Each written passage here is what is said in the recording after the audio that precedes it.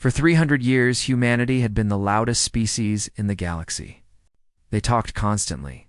They broadcast music and news and arguments into the void of space without caring who might be listening. They laughed too loud in diplomatic halls. They cried openly when they were sad. They sang songs on their ships during long journeys between stars. The Galactic Council of 12 Races did not know what to make of them. Ambassador Kethra of the Velthari Dominion sat in her high chair during council sessions and watched the human delegates with a mixture of amusement and annoyance. She had lived for 400 years and had seen many species rise and fall. Humans, she often said to her colleagues, were like children who had stumbled into a gathering of elders and immediately begun making noise. The other council members agreed. The Zeleth Collective found humans too emotional. The Andari Empire considered them too chaotic. The Korath Assembly thought they were too simple. Every species had a complaint about the newcomers, who would arrive with their crude ships and their endless enthusiasm. But the humans were useful. This was something the Council could not deny when the Sketh horde gathered its warships and threatened to destroy the outer colonies. The Council's combined fleet could not agree on a battle plan.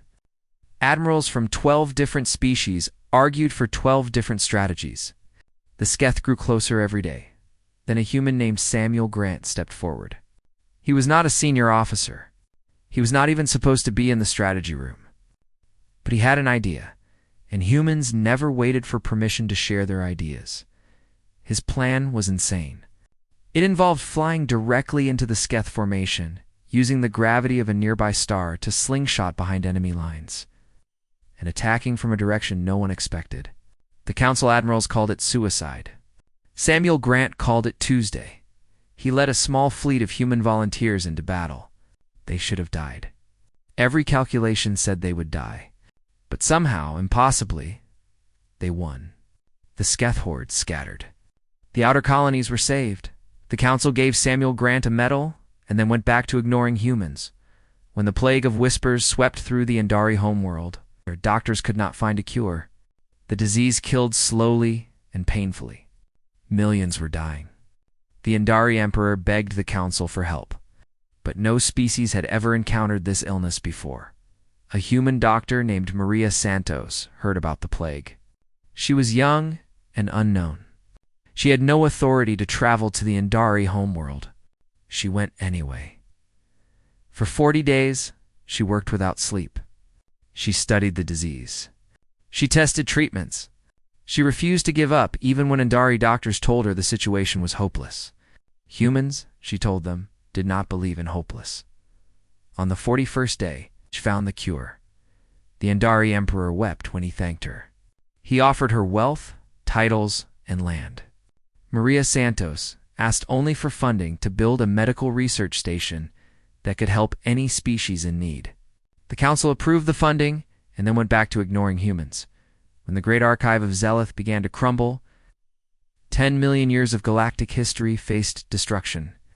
The archive was built on a dying planet, and no technology could stabilize its ancient foundations. The Zeleth Collective prepared to watch their heritage turn to dust. A human engineer named Daniel Cooper asked to see the structural data. He was not an expert in alien architecture. He had never even visited the Zeleth homeworld.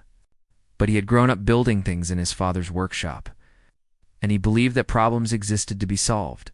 He designed a system of gravitational supports that no one had ever imagined.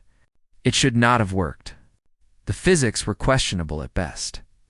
But Daniel Cooper built it anyway, and the archive of Zeleth still stands today. The Council thanked him politely and went back to ignoring humans. This was the pattern of 300 years. Humans helped. Humans gave.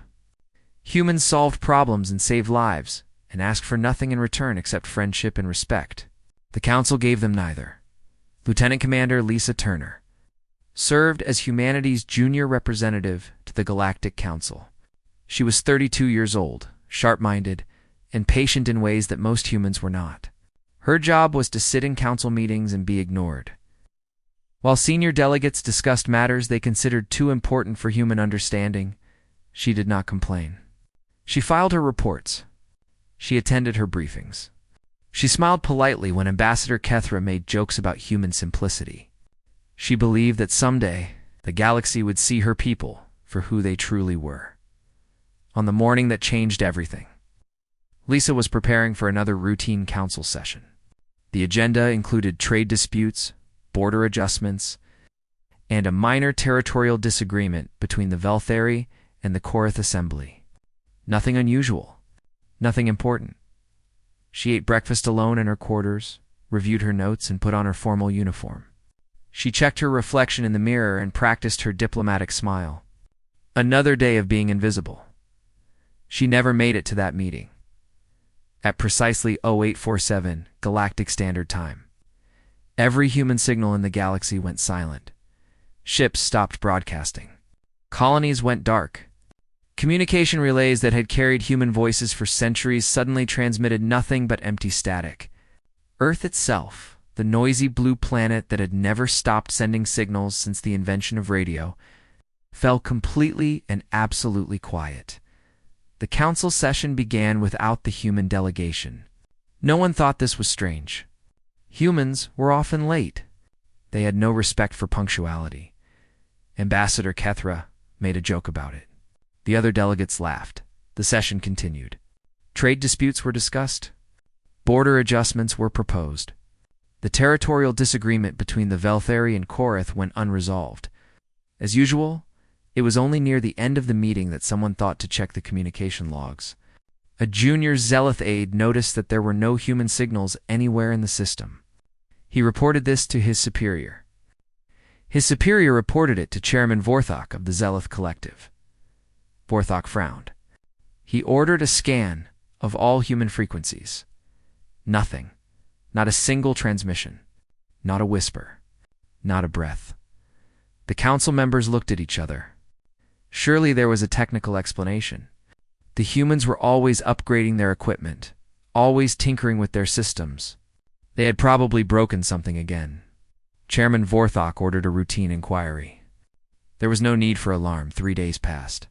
The silence continued. Search parties were dispatched to the nearest human outpost. They found nothing. No ships, no people. No explanation. On the 4th day, Chairman Vorthok called an emergency session. For the first time in 300 years, the Galactic Council discussed humanity with something other than amusement or annoyance. They discussed them with confusion, and deep beneath the confusion, in places they did not yet recognize, something else began to grow. Fear. Lisa Turner's quarters sat empty. Her coffee had gone cold on her desk. Her notes for the meeting she never attended lay scattered beside her terminal. The humans were gone, and no one knew why. The Galactic Council sent the Velthari ship, Serenity, to investigate the nearest human settlement. It was a mining outpost on the edge of the Tethran Nebula, a place the humans had named New Pittsburgh after some city on their homeworld. Captain Yelthra commanded the mission. She had dealt with humans many times before and found them exhausting but harmless. She expected to find the usual human chaos when she arrived.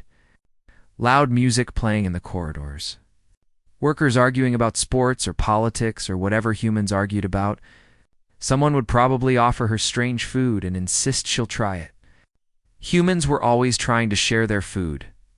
Instead, she found silence. The station hung in space like a dead thing. No lights in the windows. No movement on the docking platforms. No response to her hails. Captain Yelthra ordered her crew to prepare for boarding. She armed herself, though she did not expect trouble. Perhaps there had been an accident. Perhaps the humans needed help. Perhaps they were simply playing one of their strange jokes.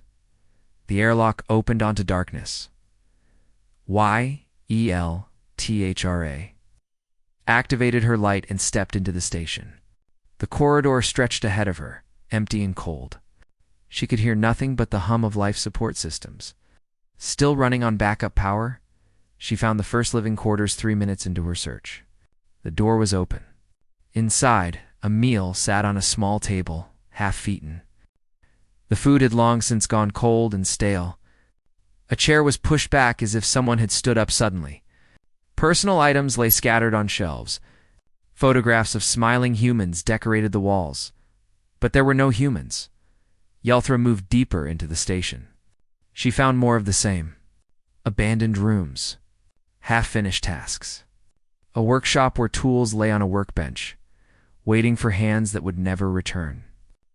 A recreation hall where playing cards were scattered across a table. A game interrupted mid-dash hand. In one room, she found a child's toy sitting on a bed.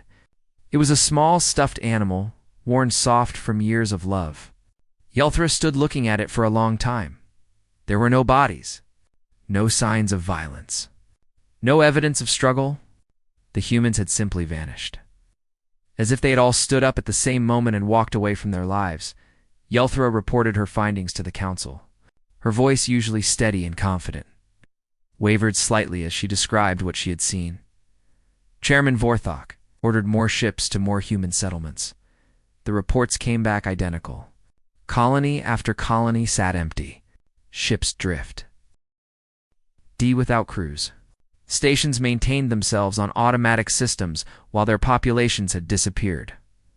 On Earth, investigation teams found an entire world frozen in time. Cities stood silent under blue skies. Vehicles sat abandoned on roads, some with their doors still open. Houses waited for families that would never return. In schools, lessons remained written on boards that no students would ever read. In hospitals, machines beeped steadily beside empty beds. In a small town in the region once called Kansas, a team of Andari investigators found a dog wandering the streets. It was a golden-colored animal with sad eyes, well-fed from raiding open pantries, but desperate for companionship. It followed the investigators everywhere they went, whining softly, searching for the humans who had loved it, one of the Andari. A young officer named Vethkaz knelt down and let the dog press against him. He had never touched a human pet before. He had never understood why humans kept these animals now. Watching the creature search hopelessly for its lost family, he began to understand. Ambassador Kethra stopped making jokes about humans. The council chambers were quiet now during sessions. No one felt like laughing. The theories multiplied as the weeks passed. Some believed the humans had been attacked by an unknown enemy. But there was no evidence of weapons fire anywhere. No debris from destroyed ships. No distress signals. No last messages calling for help. If an enemy had struck, they had done so with perfect precision. Leaving no trace of their passage, others suggested a mass evacuation. Perhaps the humans had discovered something that forced them to flee. But where could they have gone? Human faster-than-light technology was good, but not exceptional. Moving 8 billion people from Earth alone would have taken years and required resources that the galaxy would have noticed. The logistics were impossible. A few whispered darker possibilities in private meetings. Perhaps the humans had done something to themselves. They were always experimenting, always pushing boundaries, always asking questions that wiser species knew not to ask. Perhaps they had finally found an answer they should have left buried. Counselor Methras of the Andari found himself thinking about Maria Santos more and more as the weeks became months. He remembered how she had looked during the Plague of Whispers, exhausted but determined, refusing to let his people die. She had worked beside Andari doctors as if their lives mattered as much to her as the lives of her own kind. He had never properly thanked her. He had been too proud, too conscious of his status, too concerned with maintaining the proper distance between a senior Andari official and a young human doctor. Now, he wished he had said something. Anything. Where was she now? Was she alive somewhere, still fighting impossible odds? Or had she vanished like all the others, leaving behind only memories and an empty research station? Lisa Turner's quarters remained sealed by council order. No one knew what to do with the personal effects of a species that might no longer exist. Her half-finished report still glowed on her terminal screen, waiting for someone to read it. 3 months after the silence began, Chairman Vorthok made an official announcement. The Galactic Council was classifying humanity's status as unknown. This had never happened before in recorded history. Species died. Species migrated. Species evolved or declined or transformed. But no species had ever simply vanished without explanation. The announcement was broadcast to every corner of the galaxy. Billions of beings from 12 different species heard the news and felt something they could not quite name. The humans were gone. The loud, chaotic, frustrating, helpful, generous, possible humans were gone. And the galaxy had never felt so quiet. In the memorial garden of the Council Station, someone had placed a small marker. It bore no official approval. No one knew who had put it there. The marker was simple stone, carved with human letters that most species could not read. Counselor. Methris asked a translation program to tell him what it said. The words were simple. We were here. He stood before the marker for a long time, remembering a young doctor who had saved his people and asked for nothing in return. Then he walked away, and the garden fell silent once more.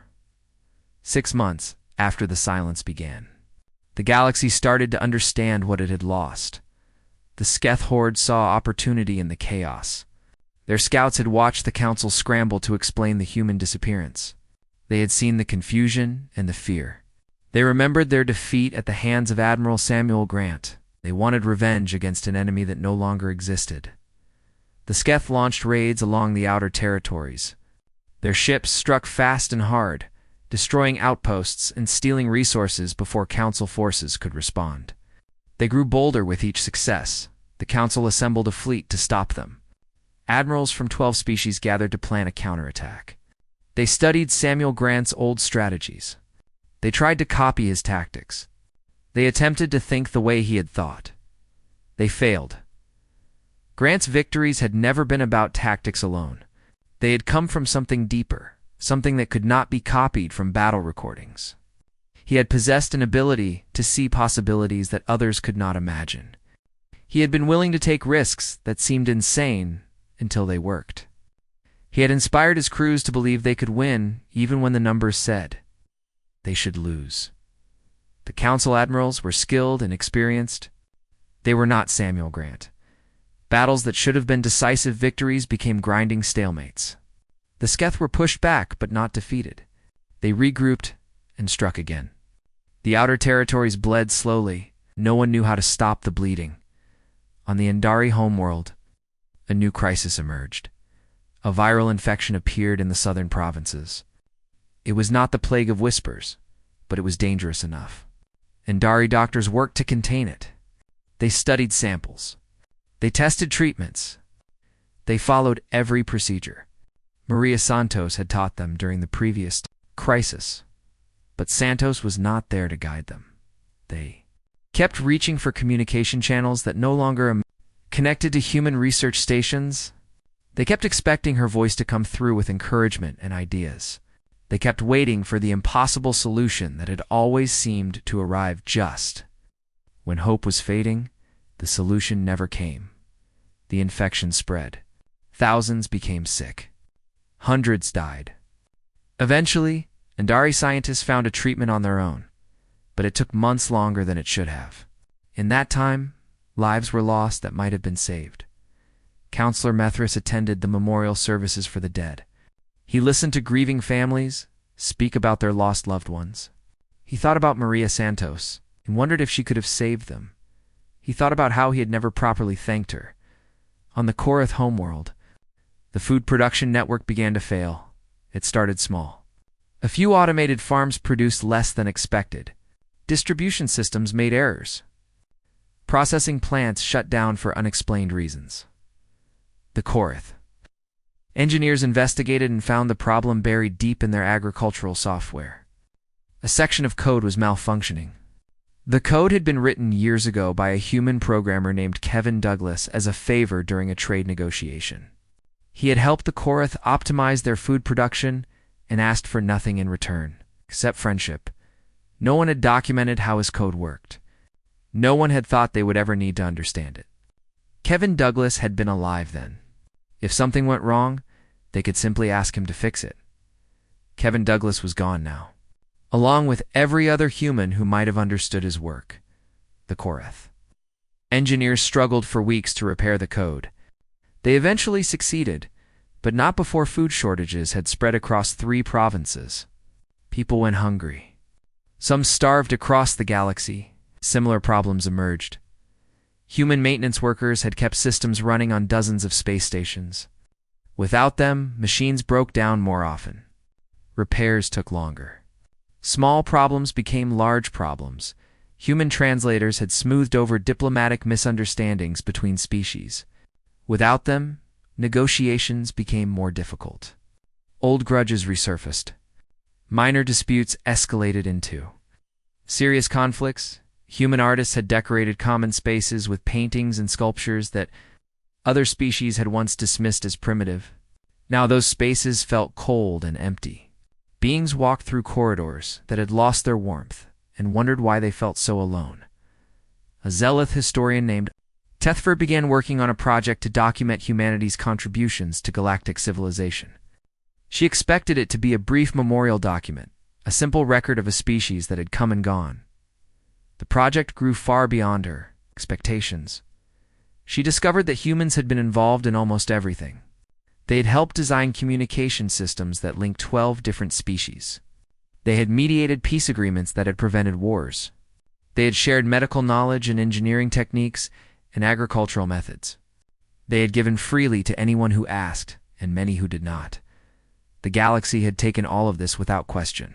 Why would they question it? The humans were always there, always offering, always ready to help. It had been as natural as breathing. Now the breathing had stopped. Tethver presented her findings to the council. The document was 3,000 pages long and still incomplete. She told the assembled delegates that humanity had touched every corner of galactic civilization.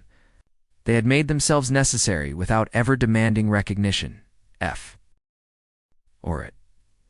The council chamber was silent when she finished. Chairman Vorthok ordered a memorial to be built on the council station. It was not much, just a small monument in a quiet garden. But it was something. The monument bore the names of humans who had served the galaxy. Samuel Grant, Maria Santos, Daniel Cooper, Lisa Turner, Kevin Douglas, thousands of others, each one a story of generosity that had been forgotten until now. Counselor Methris visited the memorial every day. He stood before Maria Santos's name and spoke to her as if she could hear him. He told her about the plague. He told her about the people who had died. He told her that he was sorry, so sorry, for never saying thank you when he had the chance. He told her that he missed her. The galaxy had spent 300 years treating humanity as a nuisance. They had accepted human help with the same casual indifference that one might accept sunlight or air. They had never thought to be grateful for something so constant and reliable. Now the sun had gone out. The air had vanished, and the galaxy was finally beginning to realize what it had lost. In the memorial garden, the wind blew softly through the flowers. The names of the vanished watched over the garden in silence, asking nothing, giving nothing, simply waiting. Somewhere in the void between stars, something was stirring. But the council did not know that yet. They only knew the silence and the growing fear of what it might mean. 1 year after the silence began, a ship appeared at the edge of council space. It was a small vessel, old and battered. The design was ancient by galactic standards, a model that humans had used before they ever made contact with alien life. Its hull was scarred by radiation burns and micro-impacts. Its engines were dead. It drifted through space like a leaf on still water. Council patrol ships surrounded it within minutes. Scanners swept the vessel from nose to tail, searching for weapons for threats. For any explanation of where this ghost had come from, they found one life sign. A single heartbeat, faint and failing. Somewhere deep inside the ship, Captain Yelthra of the Serenity led the boarding team. She had been the first to investigate New Pittsburgh 1 year ago. She had seen the empty stations and the abandoned meals and the child's toy sitting alone on a bed. She had carried those images with her every day since. Now, she walked through the airlock of the drifting ship with her weapon drawn and her heart pounding. The interior was dark and cold. Emergency lighting flickered weakly along the corridors. The air was thin and stale, barely enough to sustain life. Whoever was aboard had been surviving on almost nothing for a very long time. Yelthra found her in the emergency shelter at the heart of the ship. She was old, far older than most humans Yelthra had met. Her hair was white and thin. Her skin was pale and paper dry. She lay in a survival pod, wrapped in thermal blankets. Barely breathing, but she was alive. Yelthra called for medical assistance immediately. The ship was too damaged to move safely, so doctors came aboard instead. Andori physicians, trained by Maria Santos herself, worked for hours to stabilize the human woman. They refused to let her die. They would not lose this one. Not after everything, the woman survived. Barely. She was transferred to the medical station on the council headquarters. The finest doctors from 12 species took turns monitoring her condition. For 3 weeks, she drifted between life and death while the entire galaxy waited for answers.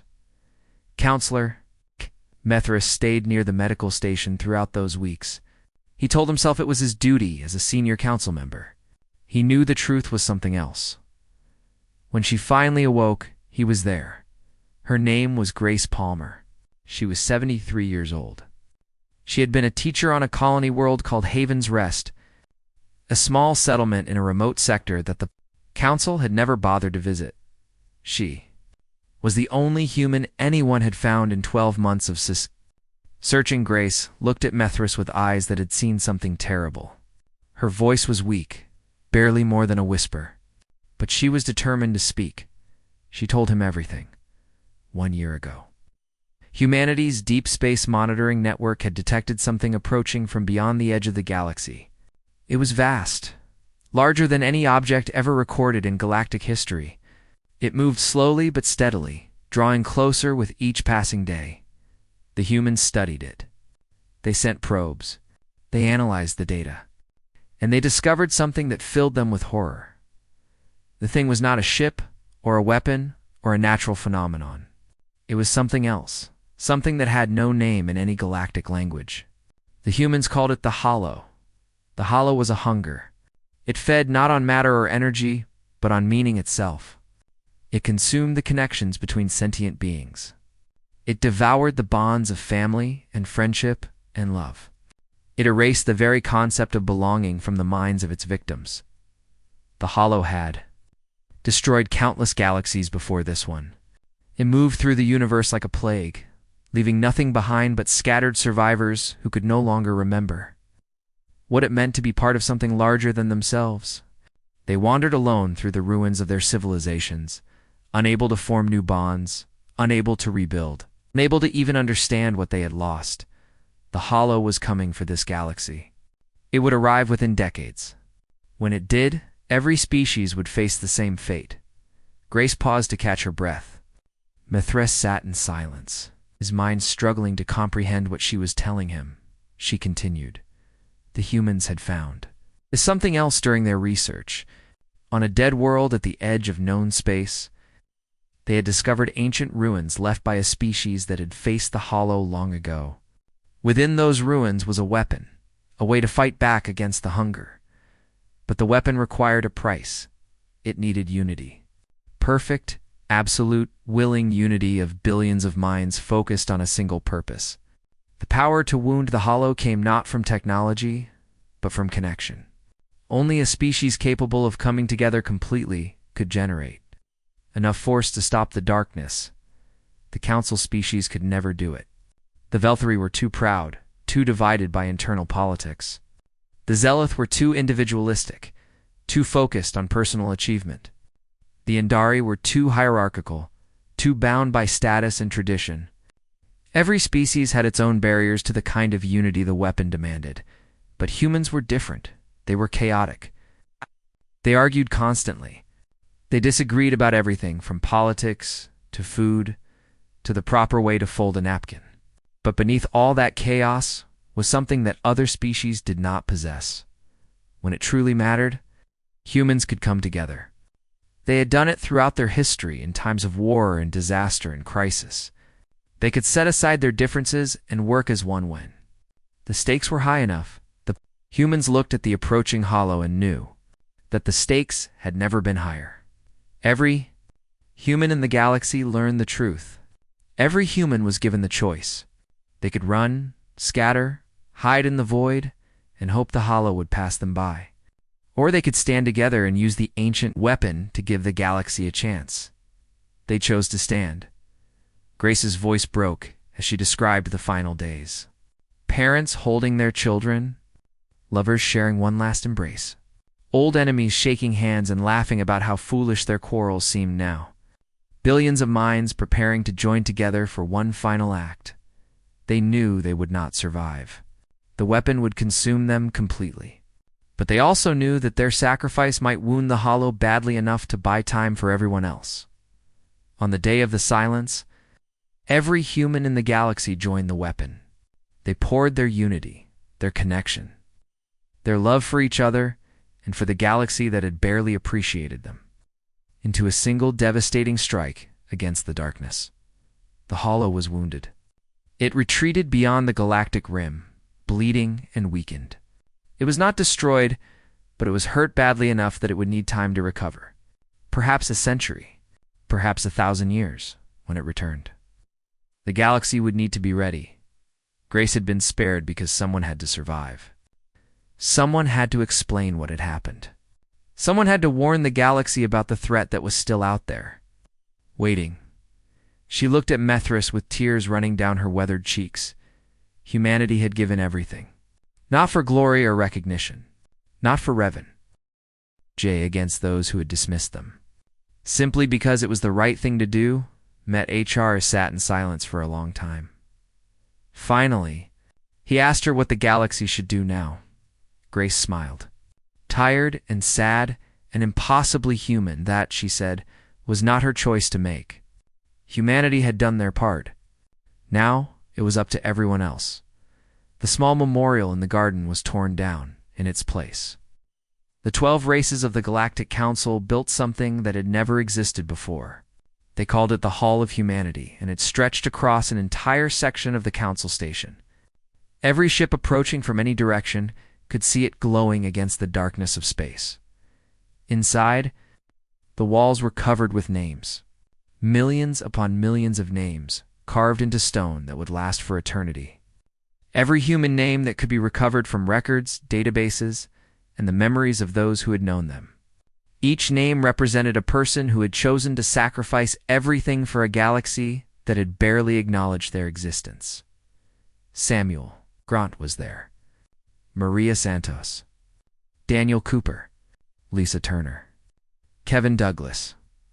And countless others, stretching from floor to ceiling, filling hall after hall with the evidence of humanity's final gift. At the center of the monument stood a holographic display. It showed Earth as it had been before the silence. The blue marbles spinning slowly in the void, covered with lights from human cities. Visitors could stand and watch the planet turn and wonder about the billions of lives that had once filled those streets and homes and schools. Grace Palmer lived another 12 years after her rescue. She spent those years teaching.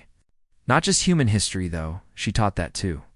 She taught the lesson that humanity had tried to demonstrate through 3 centuries of patience and generosity. She taught that true strength was not measured in warships or weapons or conquered territory. She taught that the greatest civilizations were built by those who gave, not by those who took. Students came from every species to learn from her. They sat at her feet and listened to stories about a people who had refused to give up on a galaxy that had given up on them. They asked questions about human customs and human art and human love. They wept when she told them about the final days. Ambassador Kethra of the Veltheri resigned from politics. She had spent her career making clever remarks about human simplicity. Now she could not bear to sit in the council chamber, where she had once mocked them. She devoted the rest of her life to preserving human cultural artifacts. The music that her people had dismissed as noise became sacred. She collected recordings of human songs and made sure they were played throughout Veltheri space. The sounds that had once annoyed her now brought her to tears. Human literature was translated into every galactic language. Stories about love and loss and hope were read by billions of beings who had never met a human, but now felt they understood them. Human poetry appeared in the most prestigious publications. Human philosophy was debated in the finest universities. Human art decorated the halls of power. Paintings that council members had once walked past without a glance now hung in places of honor. Sculptures that had been dismissed as primitive were studied for their emotional depth. The galaxy was finally seeing what humans had tried to share all along. Counselor. Mathrice established the Santos Foundation in memory of the doctor who had saved his people. The foundation was dedicated to medical research and humanitarian aid for any species in need. Its symbol was simple, a human hand reaching out in assistance. Mathrice served as the foundation's director until his death. Every year, on the anniversary of the silence, he delivered a speech about Maria Santos. He told the galaxy about a young human woman who had worked for 40 days without sleep because she refused to let strangers die. He told them that she had never asked for thanks, never demanded recognition, never expected anything in return. He told them that he had finally learned to say thank you. The Galactic Council reformed itself in ways that would have seemed impossible before the silence. The old hierarchies began to crumble. The casual prejudices that had kept some species above others were questioned and challenged. When a new species achieved spaceflight and made contact with the galaxy, they were not greeted with condescension. They were welcomed as friends and potential partners. Council representatives told them about humanity, about the gift that had been given, about the debt that could never be repaid. When disagreements arose between species, diplomats asked themselves what the humans would have done. The answer was usually the same: talk more, listen better, find common ground. Compromises were reached that would have been impossible in the old days. Wars were prevented, lives were saved, and throughout the galaxy, in quiet moments, beings of every species would sometimes look up at the stars and wonder. They wondered if the humans were truly gone, or if some part of them still existed out there in the void, holding the line against the hollow. They wondered if the ancient weapon had consumed their bodies but preserved their spirits. They wondered if the connection that had powered the strike still echoed somewhere.